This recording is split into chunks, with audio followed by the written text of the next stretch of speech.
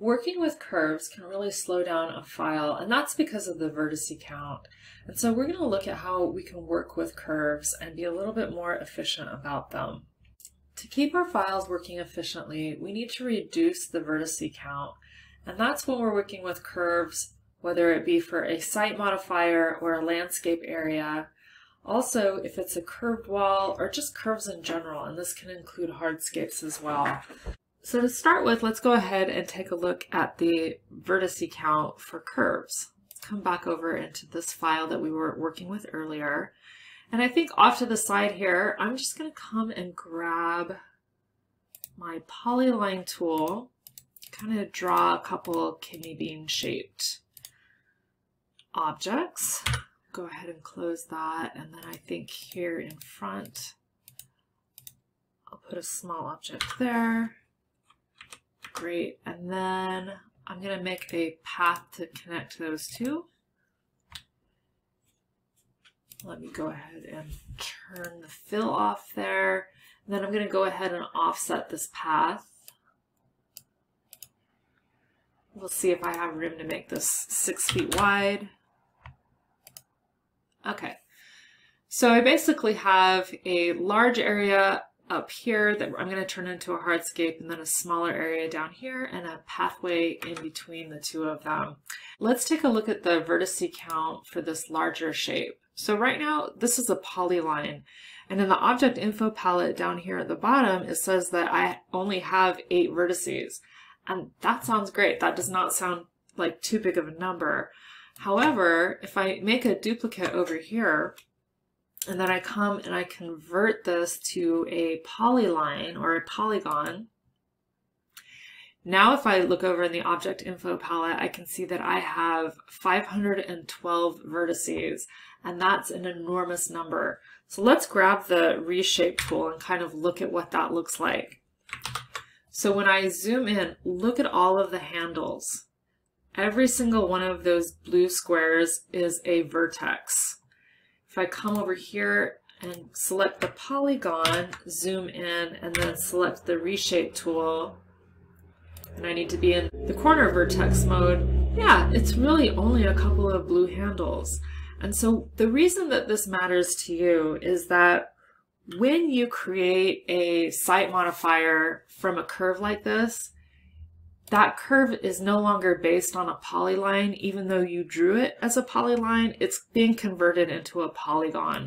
And so that's why we end up getting such large counts, even though your original object only had a few vertex counts. And so let's go ahead, I'm gonna copy and paste this one more time in the file, because there are a couple of different ways that we can handle this. So the first way that I'm going to show you, we're going to go ahead and use a command that's in the Modify menu. So if I come over to the Modify menu and go down to Drafting Aids, this last option that I have is Simplify Polys. And then here I can tell it, I usually do it from the maximum deviation, but you can kind of play around with these different options. And for this deviation field, you can go anywhere between 1/2 of an inch and 6 inches, or you could play around and see if there's another number that works for you. So let's go with a pretty small deviation and just notice how it changes that vertices count. So right now for this polygon, we're at 512. If I do 1/2 of an inch for the maximum deviation and hit enter, you can see that I'm now at 121. That's not bad. We could probably, I think I would probably look for a little bit of a smaller count, but that would not be the end of the world. So let's come back over here. Remember, it's the Modify menu, Drafting Aids, and Simplify Polys. And this time, let's go ahead and do an inch. And so at an inch, I have 84. I think I would be pretty happy with that. So that's one way that we can get our count down. The other way is that different objects in our files, they have different options in the object info palette. So let's go ahead, and I am going to make another copy, but only this time the copy is going to be of the polyline. And so if I come up here to the landmark menu and select Create Objects from Shape, and in this case I'm going to select a site modifier.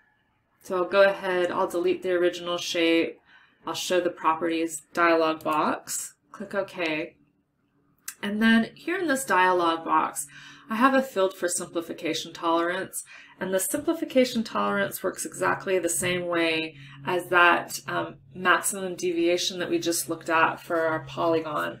So I can come over here and let's go ahead and actually compare. If I change the simplification tolerance here to 1 inch, and I don't want a grade limit, let's do a pad.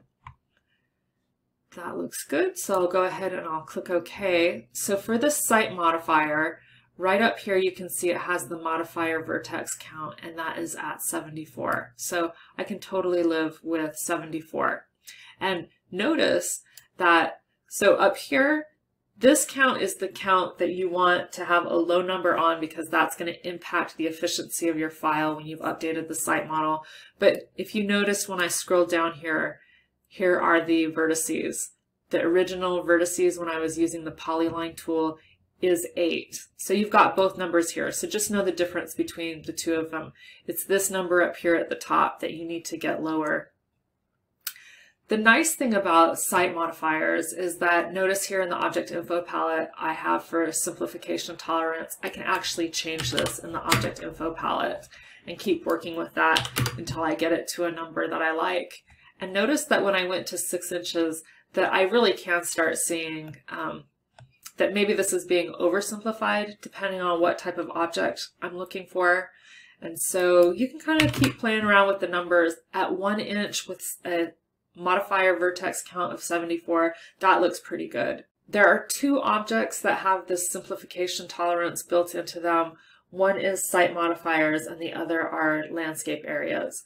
The rest of them you're going to have to control by using that option where we went over to modify drafting aids and simplify polys. So just to finish off this video, let's go ahead and do a little demonstration with the actual site model. I'm going to clean up some of these examples that I made earlier. If you are going to use the feature where we go to modify and drafting aids in order to simplify those polys, I recommend that you do that in the line work file, and that way whatever is next to this line right here is going to match whatever its neighbor is. So let's go ahead and add these shapes to our site model, kind of play around with those. Let me make sure that those are actually on the site model. I'm going to move my line work design layer up a little bit higher so I can see it. So we're kind of barely on the edge. Let's go ahead and move these over. There we go. Now we have a bigger space to work with. Okay, so I'm still working on this line work design layer. And first up, what I'm going to do is I'm going to come and grab this kidney bean shape, and I am going to convert it to polygons. And then I can see over here that the vertice count is pretty high. So I'm going to come back over to the Modify menu, Drafting Aids, and Simplify Polys. And I'll go ahead and use a 1 inch deviation. Go ahead and click OK. So now I'm down to 83, and that's workable. Let's go ahead and click this other shape and go through the exact same process. So first up, we're going to convert this from polylines to polygons.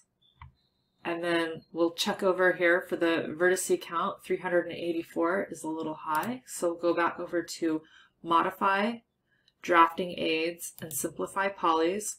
Continue using the 1 inch deviation.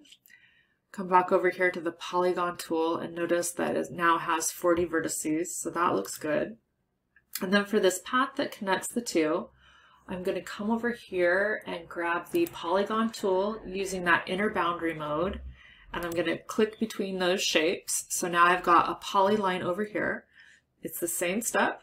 Come over here to Modify, Convert, Convert to Polygons, and then check out your vertice count. That's too high. So Modify, Drafting Aids, Simplify Polys, and I'll continue using the 1 inch deviation. Then look back over here and now it's 20. These are all now workable shapes. So I'll come over here, but remember I still need to use the inner boundary mode of the Polygon tool so that my copies can be sent over to the hardscape design layer, and I can keep my original line work. So go ahead and click in there, then landmark, create objects from shape. This time we're looking to make a hardscape. I'm going to delete that polygon because that's just a copy, and I do want to look at the properties dialog box, make sure that that's set up. Under the configuration pane, set the configuration to boundary. Under the Draw 2D pane, set the main area class to either Hardscape class to use the attributes palette as the default settings, or select a specific class, for instance, a custom material class. Under the Draw 3D pane, set the 3D type to slab, then click the Main Area Components button. Verify the datum is set to top of component. Components can be edited here by selecting the component and clicking the Edit button. Here you can change the thickness of the material, as well as the texture.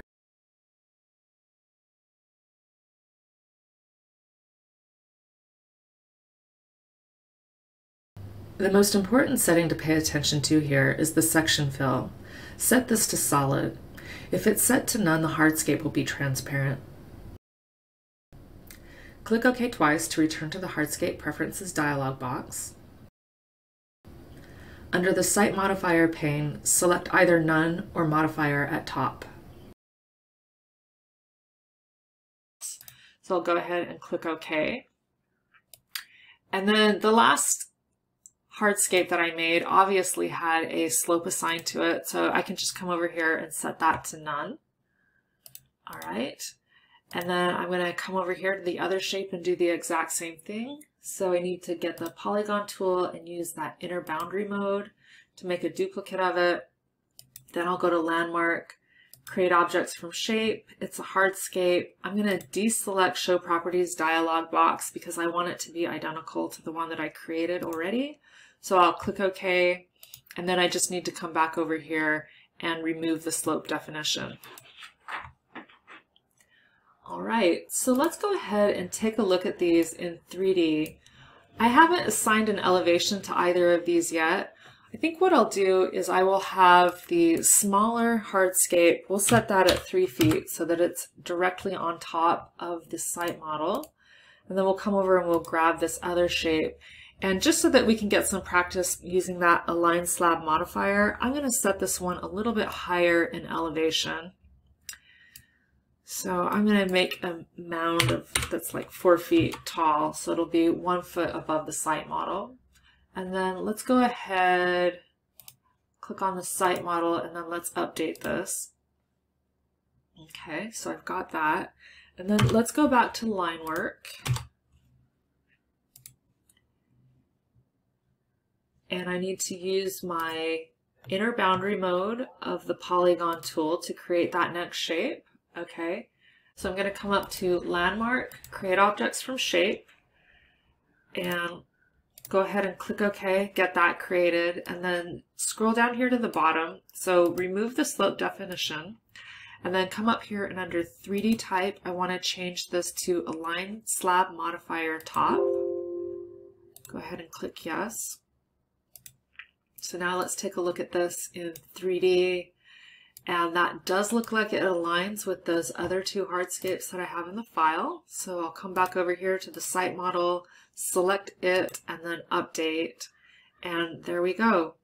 So now I have a few curved hardscapes that are not slowing down my file at all because I've simplified them, along with a path that leads between the 2 of them that is aligned perfectly with both. So that is how we work with curves and site modifiers.